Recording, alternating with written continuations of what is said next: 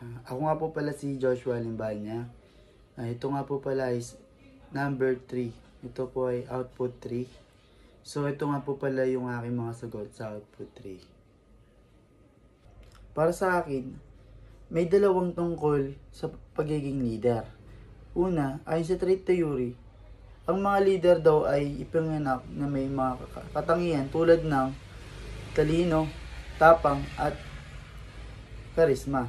Ibig sabihin, natural na silang leader kahit bata pa. So, pangalawa, ayon naman sa proseso o transformational theory, ang leader ay nabubuo sa pamamagitan ng karanasan at pag-aaral. Hindi mo na kailangan ipanganak na may lahat ng katangian. Basta handa kang matuto, magbago, pwede kang maging mahusay na leader. Kung tatanungin ako, mas naniniwala ako sa process theory. Kasi naniniwala ako, lahat ng tao ay may potential na maging leader kung may tamang pagsasanay at karanasan. Halimbawa na lang si Sara Duterte. Kahit anak siya ng dating Pangulo, ang kanyang leadership ay na-develop sa pagiging guro at mayor bago siya maging pangalawang Pangulo.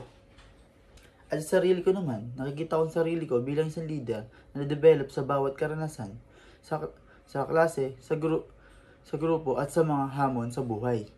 Naniniwala ko na hindi man ako pinanganak ng isang leader, kaya ko nang matutunan, mabuo at maging mabuting leader sa hinaharap.